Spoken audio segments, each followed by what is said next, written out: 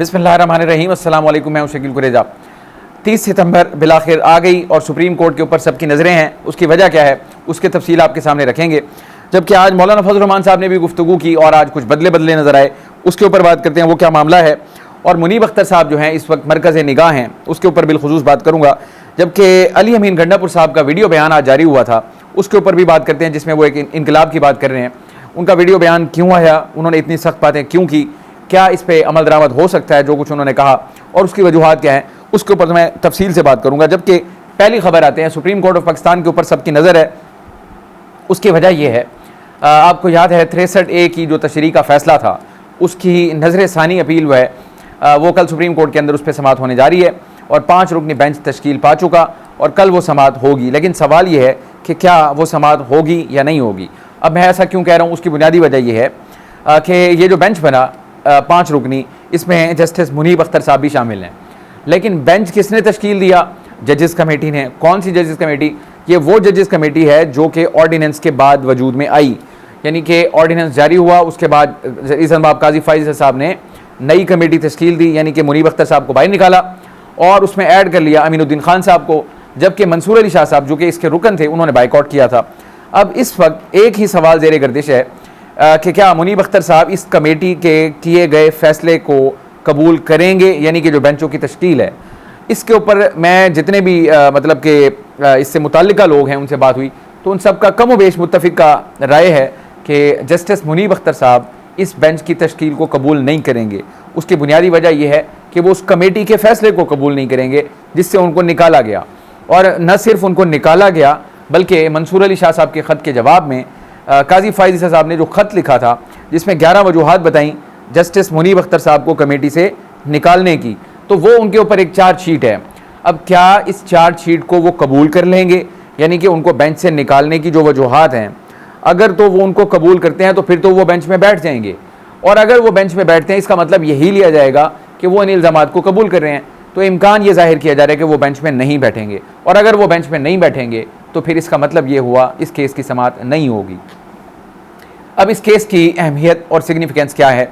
इसकी अहमियत इस वक्त हुकूमत के नज़दीक बहुत ज़्यादा है। उसकी वजह यह है कि वो मुतअद्दिद कोशिशें कर चुके, ये जो आइनी पैकेज, ये आइनी तरमीम लाने का जो पैकेज है उनका जुडिशल रिफॉर्म्स के हवाले से, उसको अमली जामा पहनाने के लिए उन्होंने बहुत सारी कोशिशें की।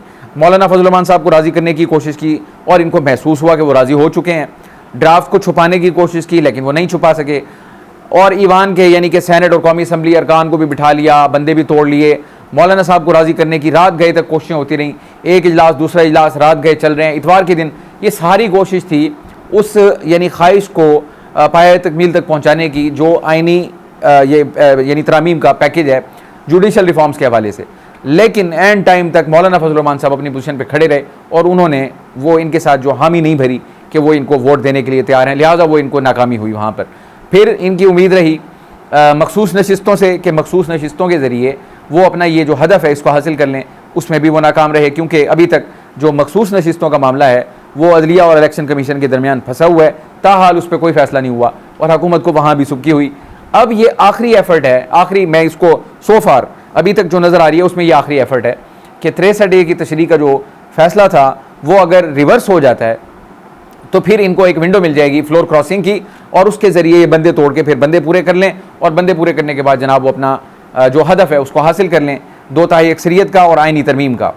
लेकिन आज मौलाना फजल रहमान साहब जो है वो बदले हुए नजर आए। मौलाना फजल रहमान साहब ने ये कहा, ना तो वो इस ईवान को मानते हैं, यानी कि वो पहले भी कह चुके हैं, यानी पिछले दिनों उनके बयानात में थोड़ी नरमी आ गई थी और इंप्रेशन मिल रहा था, बल्कि फ्लोर ऑफ द हाउस पे खड़े होकर उन्होंने कहा ये फॉर्म 45 क्यों, ये 47 क्यों, इनको कबूल करना पड़ेगा, अब इन्हीं के साथ चलना पड़ेगा, इन्हीं के साथ निज़ाम को आगे बढ़ाना पड़ेगा। तो उस वक्त ये तासुर पैदा हो गया था कि हुकूमत मौलाना साहब को राज़ी करने में कामयाब हो गई। लेकिन आज जो मौलाना साहब ने प्रेस कॉन्फ्रेंस की पेशावर में, उसमें वो बिल्कुल ही बदले हुए थे और वो ये कहते हैं कि इस हुकूमत का इस्तेहकाक ही नहीं है कि वो आइनी तरमीम करे, और ये चाहे विफाक की पार्लियामेंट हो या KP की असम्बली हो, वो ये कहते हैं कि दोनों ही धांधली की पैदावार हैं, हम इनको मानते ही नहीं हैं। तो एकदम उनके मौक़िफ़ में तब्दीली क्यों आई, इसकी क्या वजूहात हो सकती हैं? इसकी मुमकिन वजूहात में से यही हो सकता है, नंबर 1, या तो उनको ये फ़ील हो गया हो कि हुकूमत जो है उसके पास नंबर पूरा नहीं है, बावजूद इसके कि अगर हम अपने 8 वोट उनको दे भी दें, यानी कौमी असम्बली के 8 वोट दे दें, तब भी इनका नंबर पूरा नहीं होता। अब मौलाना साहब ने भी तो अपनी तहकीक पूरी की होगी कि ये कहाँ पर खड़े हैं इस वक्त। तो एक वजह ये हो सकती है। नंबर 2, उनको इस चीज़ का ये यकीन हो चला हो कि तहरीक इंसाफ के ये बंदे नहीं तोड़ सकते।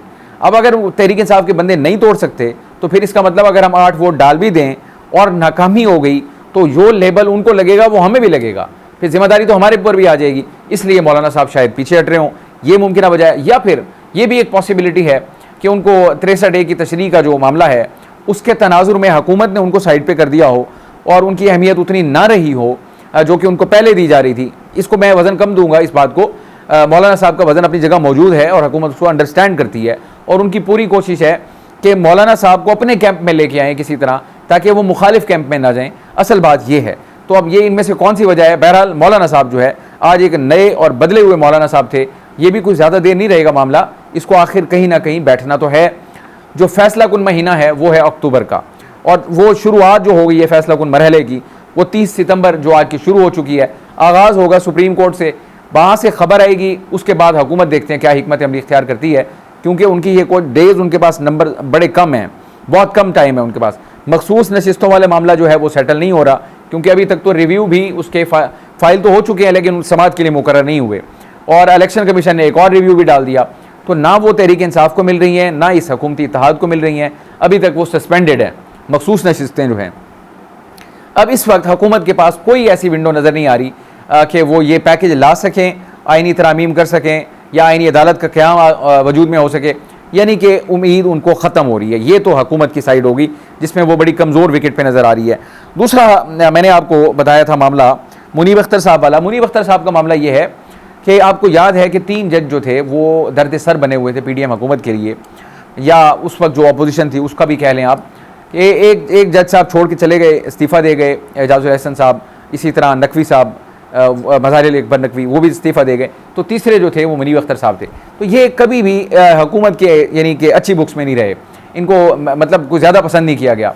तो इस वक्त भी उनके रास्ते में रोड़े अटकाए जा रहे हैं। अब मुनीब अख्तर साहब कल का दिन उनका जो है यानी कि सुबह जो होने जा रही है, कुछ ही घंटों की बात है, तो उसमें जो उनका रोल होगा वो फिर हुकूमत के लिए यानी कि एक बहुत बड़ा सेटबैक भी हो सकता है। अब देखते हैं कि वो इस पर क्या यानी कि लाए अमल इख्तियार करते हैं।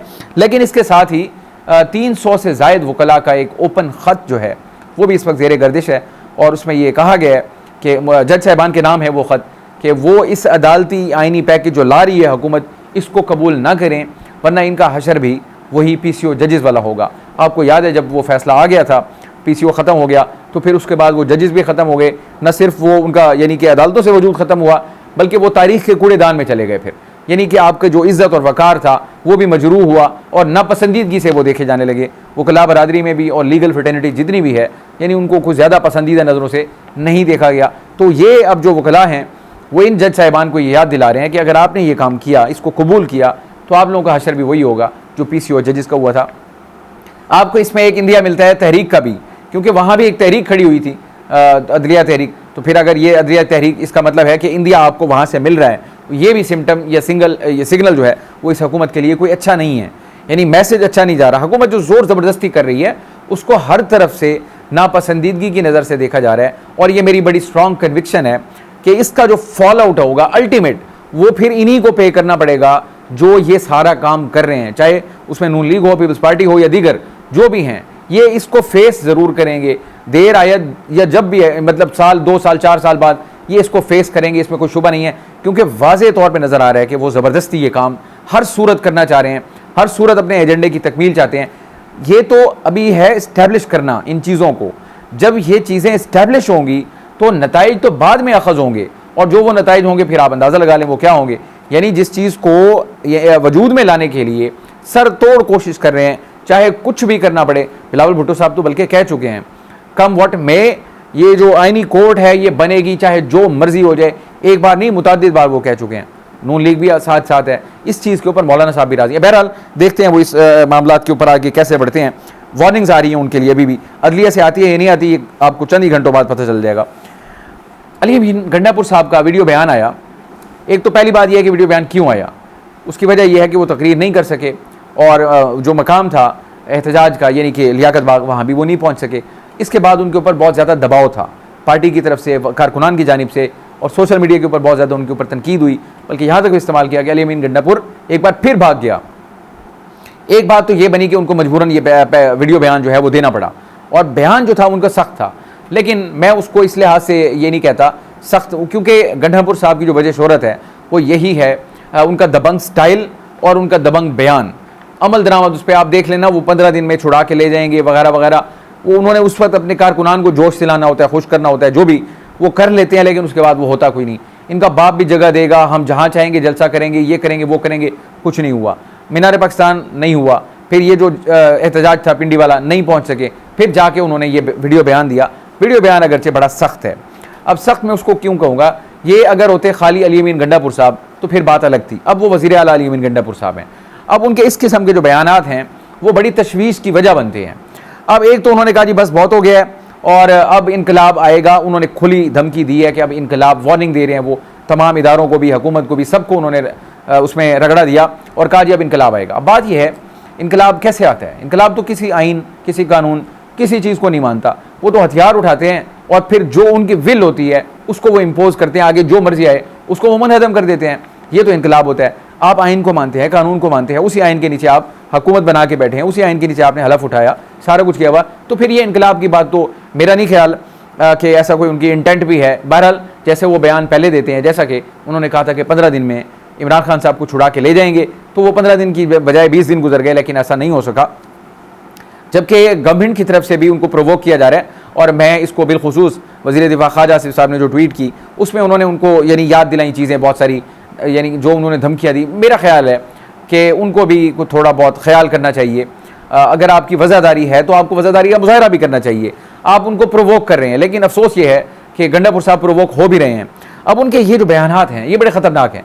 आगे वो कहते हैं अगर एक गोली आएगी तो आपको 10 गोलियाँ मारी जाएंगी, अगर एक लाठी आएगी तो 10 लाठियाँ मारी जाएंगी, कबाइल मुत्तहिद हों, अपने इजलास करें और इत्तेहाद पैदा करें अपने अंदर। ये आप जंग का माहौल बना रहे हैं, यानी कि क्या मतलब किस तरफ बढ़ रहे हैं हम? हुकूमत आपके पास है, आप आइन को मानते हैं, आप इनकलाब की बात कर रहे हैं, गोली के बदले गोली। अब गोली के बदले गोली की बात उन्होंने क्यों की? गोली के जवाब में गोली की बात इसलिए की, ये उनका मौक़िफ़ है गंडापुर साहब का, कि कल उनके 3 कारकुनान को गोलियाँ लगीं और 3 कारकुनान में से 2 का तो वो कहते हैं हमें मालूम है, तीसरा उसका पता नहीं है, लेकिन इन्होंने सीधी गोलियाँ मारी। अब फ्लो में, जज्बात में वो ये कह गए कि जनाब अब अगर एक गोली मारेंगे तो हम 10 गोलियाँ मारेंगे। कबाइल को भी कहता हूँ आप मुत्तहिद हो जाएँ, यानी कि आप कुछ लश्कर कुशी करेंगे, आप जंग करेंगे, क्या करेंगे? इसी के साथ ही खदशात फिर पैदा हो रहे हैं। मैं आपको पहले भी मुतादिद बार गुजारिश कर चुका हूँ, 9 मई का जो मामला है उससे तहरीक इंसाफ की अभी तक जान नहीं छूटी।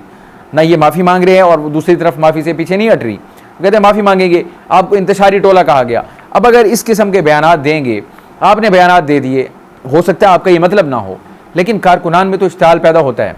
अगर वो मुश्तइल हो जाए, कोई काम ख़राब हो जाए, फिर सूरत हाल वोलेटाइल हो जाए, तो फिर यानी अब इसकी वजूहात भी मैं आपको बता देता हूँ। वजूहात ये हैं, आपको मैंने गुजारिश की, अक्टूबर जो है फैसला कुन है, चाहे वो तहरीक इंसाफ हो, हुकूमत हो, जुडिशल रिफॉर्म्स हो, यादरिया हो, सब के लिए ये फैसला कुन मरहला अक्टूबर का है।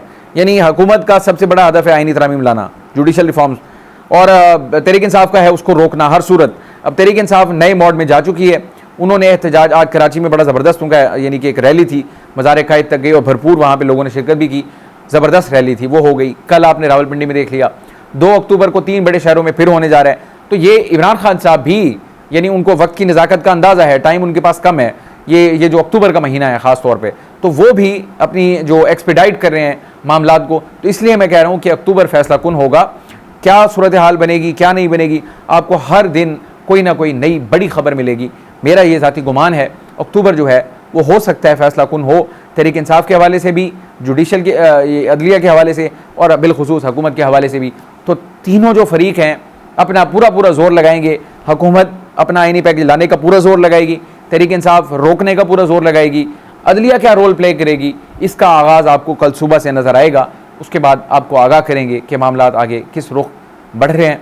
आज के लिए इतना ही। आप हमारी वीडियोस को लाइक कर सकते हैं, चैनल को ज़रूर सब्सक्राइब करें, अपना फीडबैक कमेंट के ज़रिए आप हमारे साथ शेयर कर सकते हैं। इजाज़त दीजिए, अल्लाह हाफ़िज़।